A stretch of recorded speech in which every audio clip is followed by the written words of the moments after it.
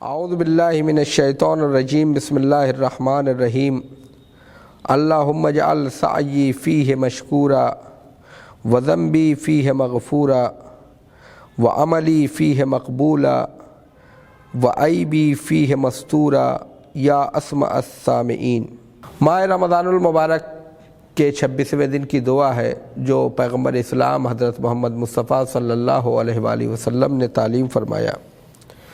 خدایا اس مہینے میں میری کوششوں کو لائق قدردانی قرار دے، میرے گناہوں کو اس میں قابل بخشش قرار دے اور میرے عمل کو اس میں مقبول اور میرے عیبوں کو پوشیدہ قرار دے، اے سننے والوں میں سب سے زیادہ سننے والے۔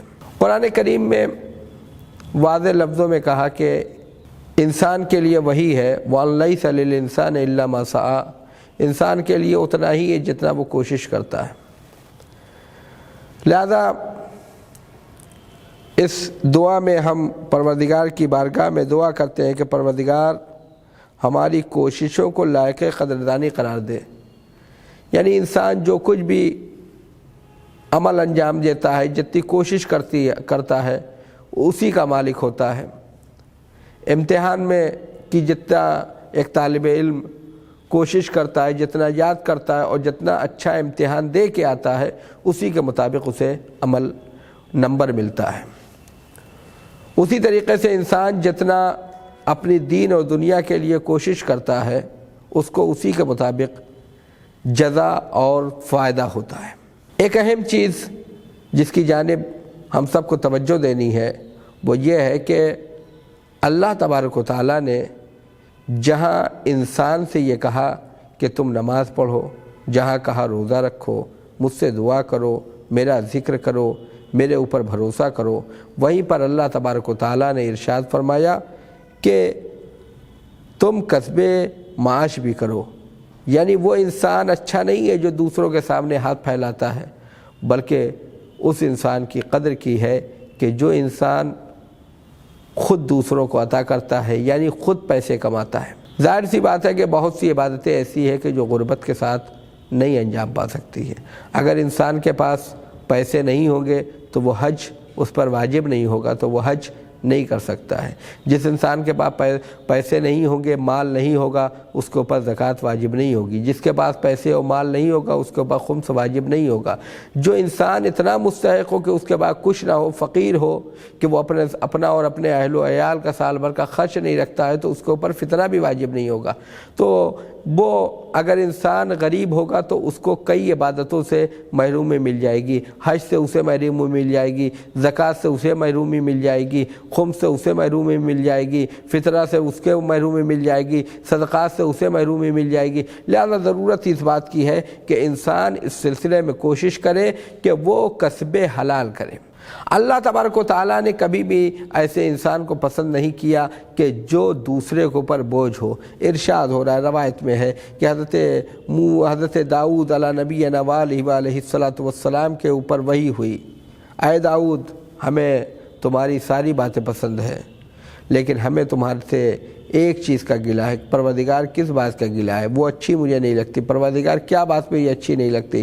ارشاد ہو رہا ہے کہ اے داؤد تم اپنا خرچ بیت المال سے چلاتے ہو۔ پروردگار میں کیا کروں؟ جبکہ جناب داؤد بہت زیادہ نہیں لے رہے تھے، لیکن اللہ کہہ رہا ہے کہ تم اپنا خرچ بیت المال سے چلاتے ہو۔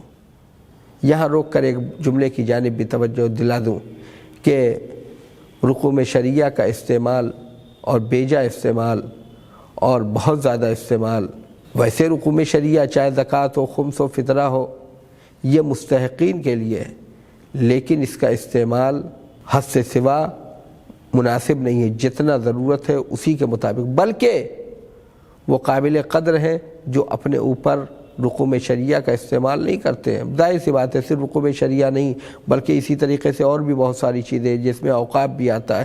یہ تمام کے تمام چیزیں جس کا انسان پرہیز کرتا ہے وہی انسان کامیاب ہوتا ہے۔ اللہ نے وہی کی داؤد تمہاری باتیں پسند نہیں ہے۔ پروردگار میں کیا کروں؟ کہا کہ میں تمہارے لیے لوہے کو موم کرتا ہوں، تم لوہے کا کام کرو۔ جناب داؤد نے لوہے کا کام شروع کیا، زرع بنانا شروع کر دیا، اسے بیچنا شروع کر دیا۔ تو اللہ تبارک و تعالیٰ نے اس پیغام سے بتایا کہ اگر میرا نبی بھی بیکاری ہو اور وہ کوئی کاروبار نہ کرتا ہو، وہ بھی کسب حلال نہ کرے تو ہمیں اس کا نہیں پسند ہے تو عام انسان کا کیسے پسند ہو جائے گا۔ اسی لیے اگر ہم انبیاء علیہ السلام کی تاریخ میں دیکھیں تو انبیاء علیہ السلام ہر ایک کوئی نہ کوئی تجارت کرتا تھا۔ اسی طریقے سے رسول اللہ نے جناب خدیجہ کے مال سے تجارت کی، مولا علی علیہ السلام نے باغبانی و کسانی کی، امام حسن علیہ السلام نے باغبانی و کسانی کی۔ اسی طریقے سے اگر ہم دیکھیں تو ہمارے پانچویں امام محمد باقر علیہ السلام گرمی کا زمانہ ہے، اپنے باغ میں کام کر رہے ہیں، پسینے سے شرابور ہے، اپنے غلام کے اوپر کندھا تکیہ کیے ہوئے کھڑے ہیں۔ ادھر سے ایک صوفی کا گزر ہوا، صوفی نے سوچا کہ ہم ان کو سمجھائیں گے کہ دنیا کی وجہ کہ اس میں نہ پڑے۔ پہنچے اور کہا کہ اگر اس عالم میں آپ کو موت آ جائے تو آپ کو کس عالم میں موت آئے گی؟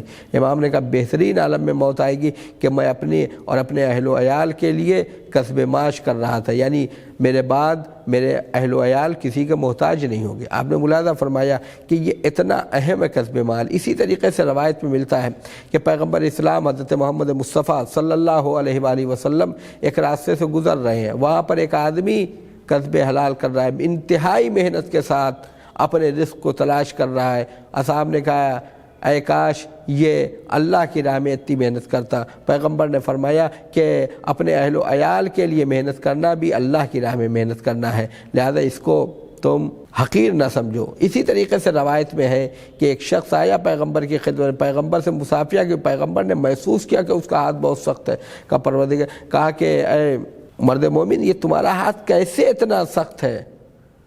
تو وہ کہتا ہے کہ میں کسب حلال کرتا ہوں، اپنے بیوی بچوں کے رزق حلال کے لیے کوشش کرتا ہوں۔ پیغمبر نے اس کے ہاتھ کو چوم لیا، جس سے پتہ چلتا ہے کہ کسب حلال کتنا اہم ہے، کہ اللہ تبارک و تعالیٰ اس کے اوپر کتنی تاکید کر رہا ہے، پیغمبر اسلام کتنی اہمیت دے رہے ہیں۔ اسی طریقے سے اگر ہم دیکھیں تو معصومین علیہ السلام نے سب نے کوئی نہ کوئی کسب حلال کے لیے کوشش اور سعی کی ہے۔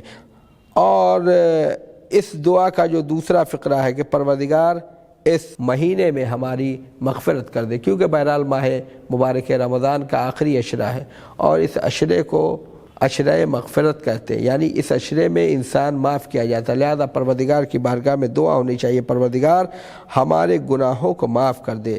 وَعَمَلِي فِيهِ مَسْتُورًا، پروردگار اس مہینے میں ہمارے جو کام ہیں ان کو چھپا دے، میرے عیبوں کو چھپا دے، پوشیدہ کر دے۔